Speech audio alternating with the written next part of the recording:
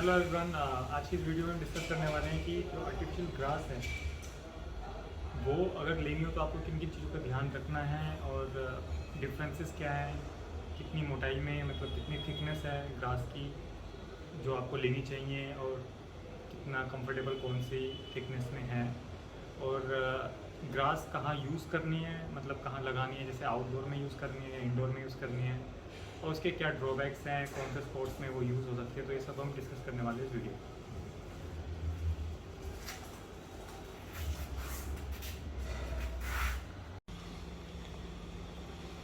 तो पहले तो मैं दिखा देता हूँ जो मैंने घास लगाई है, जो ग्रास है आर्टिफिशियल ग्रास, वो कैसी है। ये देखो, ये काफ़ी बड़ा एरिया मैंने कवर किया है इसमें, और ये इंडोर में देखो ऊपर शेड है।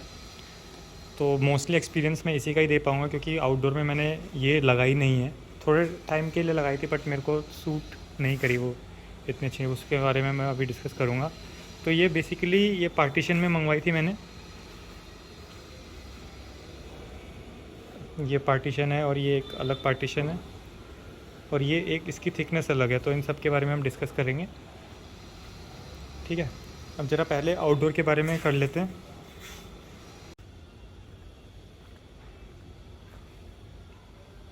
तो ये जो आउटडोर एरिया है जहाँ पे हम बात कर रहे थे कि आउटडोर में इंडोर में लगाना किस तरह का बेनिफिट है और क्या उसमें ड्रॉबैक्स हैं, तो ये जैसे आउटडोर एरिया है इसमें मैंने सोचा था कि इस साइड मैं लगा दूंगा और ये एक अलग से एक पेटियो टाइप जैसे बाहर के घरों में होता है वो बन जाएगा। बट प्रॉब्लम क्या मेरे को फेस आई कि जब एक्चुअली सनलाइट आती है ग्रास पे ना तो बहुत ज़्यादा हीट हो जाती है, और नॉट इवन अगर सिर्फ डायरेक्ट भी नहीं पड़ती, जैसे यहाँ पे शेड है मान लो, उस जैसे सामने वाले बराबर वाले घर का शेड आता है, स्टिल क्योंकि टेम्परेचर बाहर ज़्यादा है तो वो टेम्परेचर को भी ऑब्जर्व करती है, तो वो काफ़ी गर्म रहती है, मतलब आप उस पर बैठ नहीं सकते। तो काफ़ी यूज़ केस काफ़ी कम हो गया था क्योंकि जब भी होता है कि ऐसा होता है कि कभी मन करता है बैठने का तो कभी भी करता है, तो चाहे वो दिन हो या मतलब शाम हो, तो उसमें क्या हुआ कि गर्मी में बैठ ही नहीं पा रहे थे। और फिर शाम में भी जब सूरज चला जाता है उसके बाद भी टेम्परेचर काफ़ी हाई रहता था, मतलब एक ऐसा लगता था कि जैसे एक हीटिंग मैट होती है ना, उस टाइप में थोड़ा सा महसूस होने लगा था।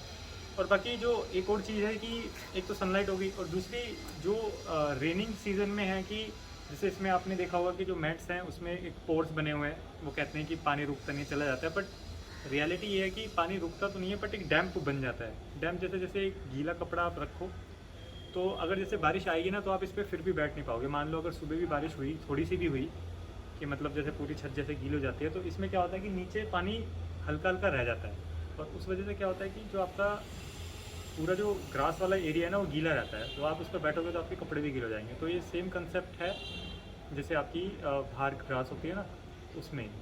तो ये दो चीज़ें थी कि मतलब आप वो उसमें भी नहीं बैठ पा रहे हो, क्या बोलते हैं उसे, धूप में भी नहीं कर पाओगे, और बारिश आएगी जब भी नहीं कर पाओगे, तो काफ़ी ऑकवर्ड सा हो जाता है। क्योंकि जब मौसम अच्छा होता है, जब आपका मन करता है कि यहाँ पे टेरेस पे चले बैठे, तो उस टाइम फिर ये गीली रहेगी क्योंकि काफ़ी टाइम तक गीली रहती है, और जब गीली होती है तो मेरे ख्याल से 4-5 घंटे आराम से लग जाते हैं सूखने में, अनटिल अनलेस कि अगर इसके बाद डायरेक्ट धूप ना पड़ रही हो। तो ये दो चीज़ें मेरे को बहुत ऑड लगी इसमें कि मतलब ये यूजेबल रहती नहीं। तो हमें मौसम का इंतज़ार करना पड़ता है, कई बार जैसे शाम को इंतज़ार करना पड़ता है कि हाँ यार अब ठीक होगा मौसम, ग्रास इतनी गर्म नहीं होगी इस टाइम, तो अब बैठा जा सकता है। तो आउटडोर में कि अगर मैं समरी लूँ तो मेरे को काफ़ी यूज़ केस कम लगे उसको यूज़ करने के, और ड्रॉबैक ज़्यादा थे, और एक अलग सी स्मेल सी भी आती है क्योंकि केमिकली ये डाई वाई होती होंगी शायद, और सिंथेटिक फाइबर जैसे ये प्लास्टिक ही एक तरह से, तो वो हीटअप होता है तो एक स्मेल छोड़ता ही है। तो एक वो स्मेल लेने के चक्कर में ऐसा तो ये कहते हैं कि पता नहीं केमिकल फ्री है या नहीं, बट कहीं ना कहीं दिमाग में रहता है कि यार गर्मी की वजह से वो स्मेल आ रही है तो कहीं वो मतलब केमिकल अंदर जा रहा है। तो वो सब केसेस हैं जो मतलब मैंने अवॉइड ही किया, कि मैंने कहा यार इसको रहने ही दो। तो आउटडोर में तो मैं रिकमेंड नहीं करूँगा। अब थोड़ा सा इंडोर के बारे में कर लेते हैं डिस्कस।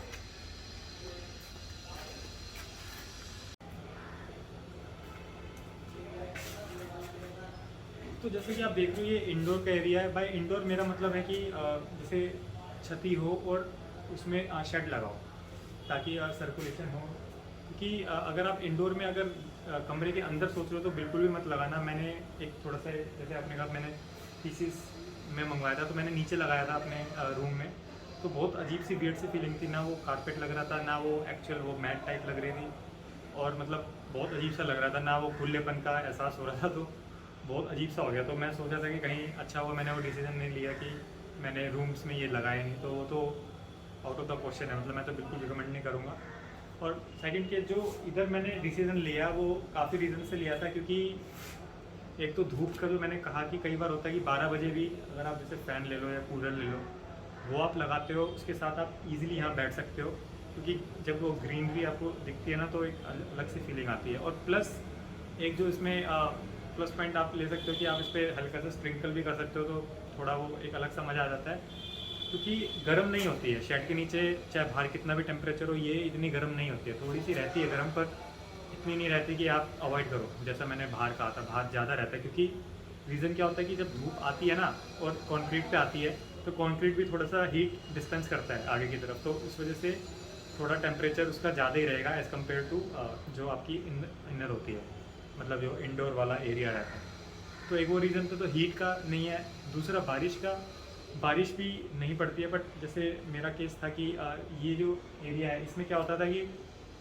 अगर आप ये देखेंगे तो ये जो एरिया था इसमें अभी मैंने ये शेड्स वगैरह लगाए हैं। होता क्या था कि जब बारिश बहुत तेज़ आती थी तो इस एरिया से पानी इधर आ जाता था, और ये सारा यहाँ पर एक गंगा टाइप में छोटी सी बहने लगती थी, और ये क्या करता था, ये पूरे उसमें ये नीचे इसमें पानी आ जाता था। तो पानी आने की वजह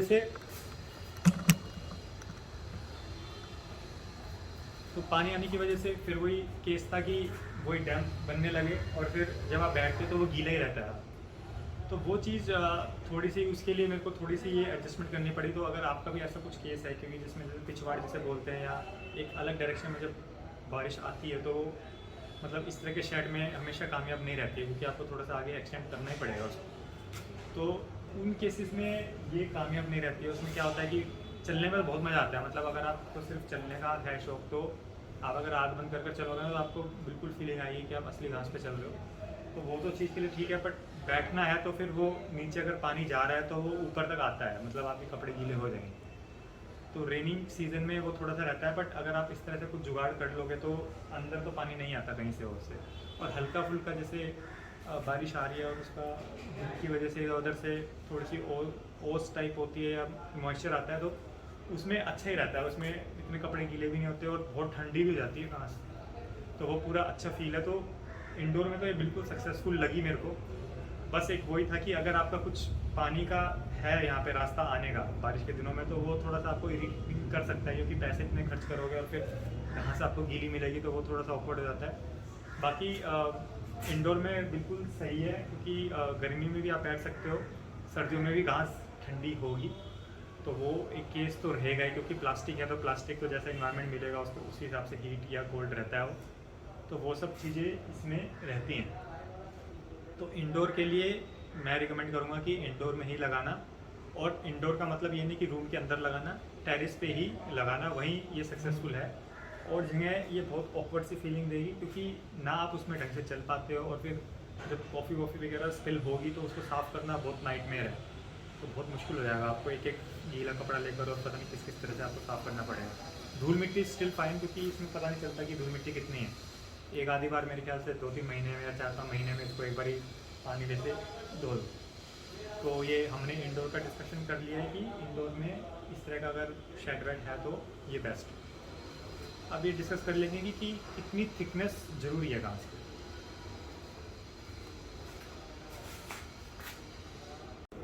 तो गाइज़ जैसा कि आप देख रहे हो, जो थिकनेस होती है घास की वो कैसी होती है कि जो भी घास की जो लंबाई है वो कितने mm की है उससे डिपेंड करता है। तो ये जो है ये 45 mm है और ये 35 mm है। अभी आपको देखने से पता नहीं चलेगा, बट अगर आप इसको थोड़ा सा दूर से देखोगे ना तो आपको थोड़ा सा थिकनेस में फ़र्क लगेगा आखिरी वाले उसमें। अब आप कहोगे यार सेम तो है, और मेरे ख्याल से रेट में भी थोड़ा बहुत ही अंतर है। मेरे ख्याल से 200 स्क्वायर फीट में 200 रुपये पर स्क्वायर फीट शायद सस्ता है। बट बात क्या होती है कि जब आप इस पर चलोगे ना तो आपको कुशनिंग में बहुत फ़र्क लगेगा। जब आप इस पर चलोगे तो आप फ्लोर फील कर पाते हो, जब आप चलते हो ना तो आपको लगेगा हाँ भी कॉन्क्रीट है, बट जब इस पर चलोगे ना इस पर बिल्कुल कुशनिंग आपको पता चलती है।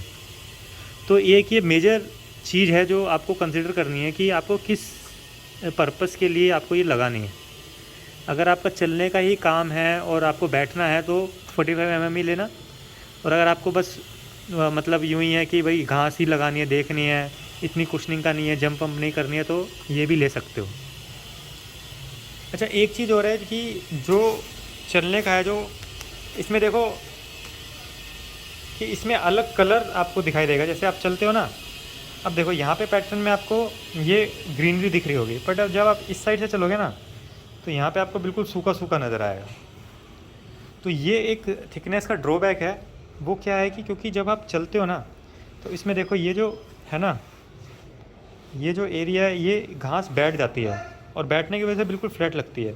तो आपको ये बार बार इसको इस तरह से खड़ा करना पड़ता है, या इसको कॉम करना पड़ता है, कह सकते हो, जैसे वो स्पाइक कट होती है। तो ये ऐसे करोगे तो फिर ये खिली खिली नज़र आती है।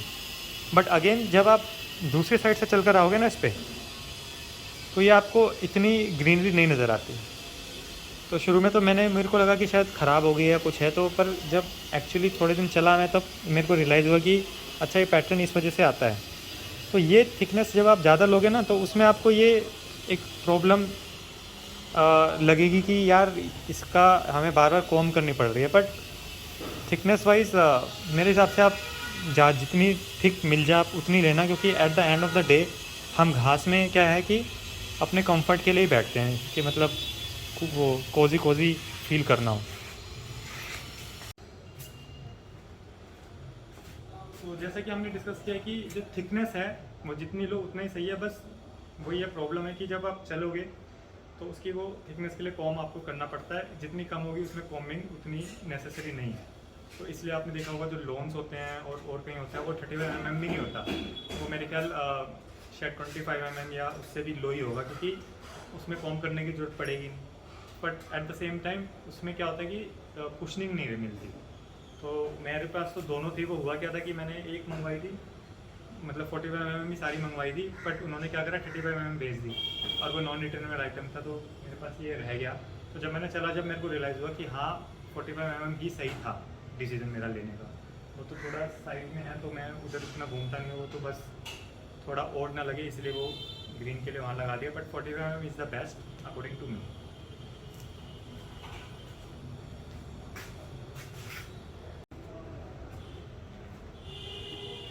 डिस्कस कर लेते हैं कि ये जो कौन से स्पोर्ट्स के लिए आप यूज़ इसको कर सकते हो और कितना बेनिफिशियल है, क्योंकि हमेशा जब भी हम लेते हैं तो हम मल्टीपर्पज़ चीज़ों के लिए लेते हैं। तो क्या है कि अब ग्रास भी एक तरह से मैट ही है, और एक आपकी वो जो फोम वाली मैट आती है वो भी आती है। तो क्या वो रिप्लेस कर सकते हैं? क्या आप जिम में इसको यूज़ कर सकते हो या ऐसा कुछ करके?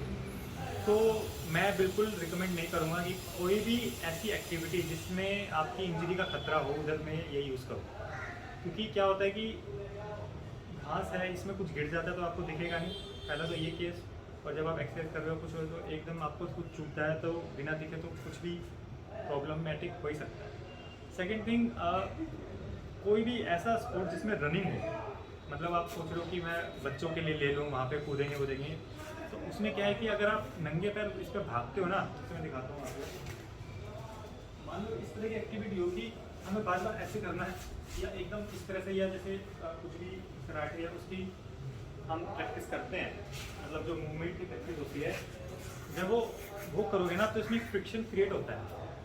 जैसे ज़्यादातर, जैसे अभी तो मैं बेयरफुट था, अगर आप जुराब पहनोगे तो एक अलग सा फ्रिक्शन होता है, तो वो एकदम गर्म हो जाता है, तो वो एक प्रॉब्लम है। और सेकंड प्रॉब्लम क्या है, जब आप ऐसे इतनी जल्दी मूवमेंट करोगे तो उस केस में क्या होगा कि उखड़ने के इसके काफ़ी चांसेस हैं।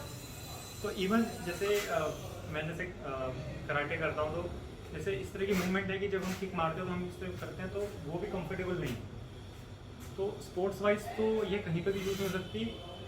बस एक योगा एक ऐसा एक्सरसाइज है जहाँ पे भी जो भी रिक्वायरमेंट आपकी, जहाँ पे आपको बैठना हो, मेडिटेशन करना हो, तो इस तरह की एक्टिविटी अगर आपको करनी हो तो इस पर सही है।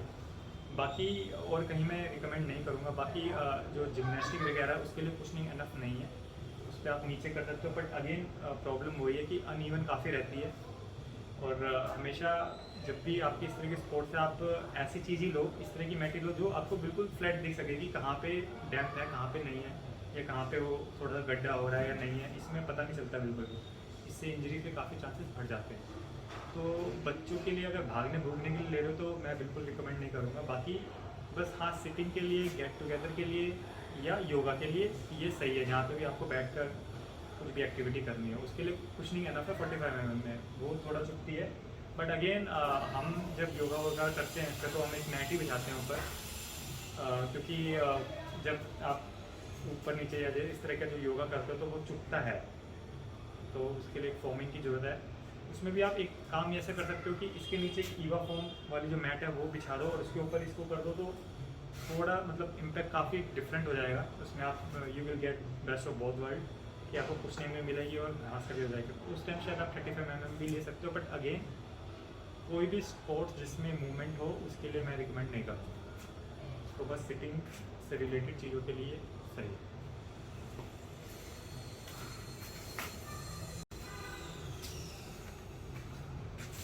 अब डिस्कस कर लेते हैं कि ये किस लेंथ में लेनी चाहिए और क्या पीसीस में लेना फ़ायदेमंद है या एक पूरा अगर लोट मिल जाता है तो उसमें फ़ायदा है। तो पहली बात तो आपको कभी भी इतना स्क्वायर फिट मिलेगा ही नहीं एक साथ, क्योंकि उसको कैरी करना भी मुश्किल है, उसको लाना भी मुश्किल है, तो मतलब एक बहुत ज़्यादा हैसल है। बट कहीं ना कहीं आपको थोड़ा चौड़ा तो मिल जाएगा, कुछ हैं शायद जो मेरे ख्याल से 10x10 का भी दे रहे होंगे आपको। बट मैं रिकमेंड करूँगा कि आप 10x6 के हिसाब से ही लोड बनाओ और कोशिश करो कि मतलब एक 10 का तो हो, ऐसे 4x4 वाले मत लेना, क्योंकि उसमें प्रॉब्लम ज़्यादा आपको फेस आएगी। एक लंबा ले लेते हो तो उसमें फिर भी हिलने विलने का जुगाड़ इतना नहीं रहता, और वैसे कारपेट काफ़ी ठीक रहता है, स्टेबल रहता है। तो 10x5 या 10x6, 10x4 का जिस भी तरह से हो, 11x6 इस तरह से ले लो आप। बट स्क्वायर में थोड़ा अवॉइड करना है, क्योंकि उसको साफ़ करना भी मुश्किल होता है, उसको उठाना भी मुश्किल होता है, क्योंकि ये भी काफ़ी हैवी हो जाती है जब आप इसको फोल्ड करते हो ना। बट स्टिल मैनेजेबल है।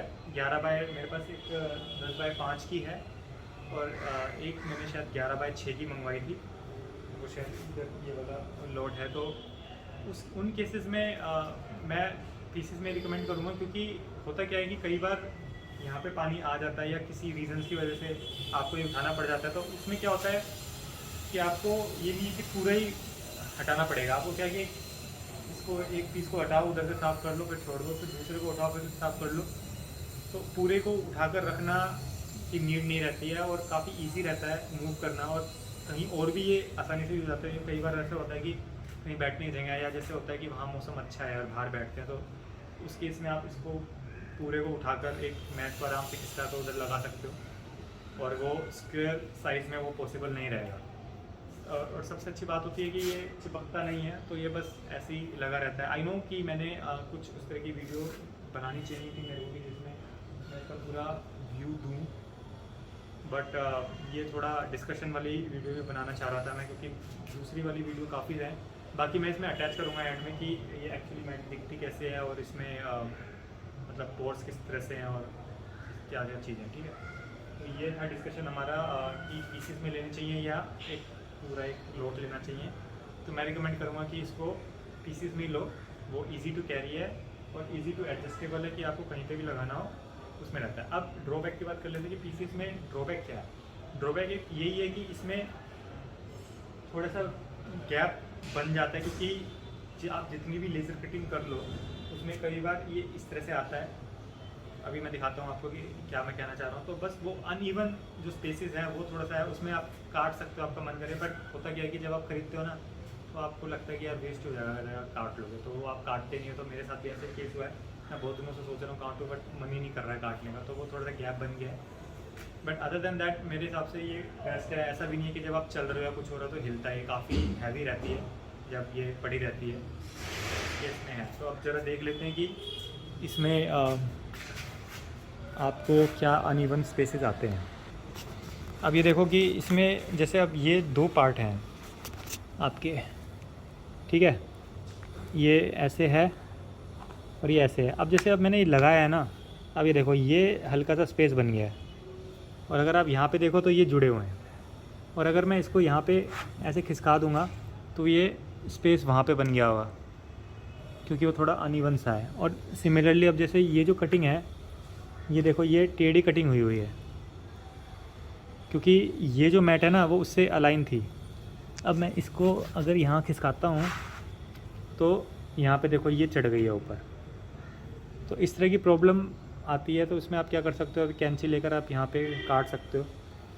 तो बस ये इसी तरह की प्रॉब्लम है। बट आप अगर आप इसको दूर से देखोगे ना तो आपको हार्डली डिफरेंस लगेगा कि यहाँ भी कुछ है। और इवन जैसे आप इस पर चल भी रहे हो, तो जब भी आप इसमें गैप महसूस नहीं करोगे बिल्कुल भी कि यहाँ पे कोई गैप है, ऐसा कुछ लगता ही नहीं है चलने में। तो हर चीज़ से सही है, बस थोड़ा सा रहता है कि ये और बिल्कुल परफेक्ट हो जाता तो और ज़्यादा सही रहता। अब जैसे अगर मैं इसको ऐसे हिलाना भी चाहूँ ना तो ये हिलता नहीं है, आपको दूसरी साइड जाकर ही खींचना पड़ेगा। बस ये अनइवन से चीज़ें रह जाती हैं जिस पे आप इजीली वर्कआउट कर सकते हो, क्योंकि रबड़ी है, उसको आप कैंची से काट कर इसको आप अलाइन कर सकते हो। मैं थोड़ा आलसी हूँ क्योंकि एक बार अब टाइम लगा दिया, अब और नहीं लगाना चाहता, तो इस वजह से मैंने ये छोड़ दिया। बाकी ये एरिया है मेरा पूरा। इसमें अगर थोड़ा सा और जूम में, हाँ ये आ गया ना, अब ये पूरा एरिया इस तरह का है ये जो है।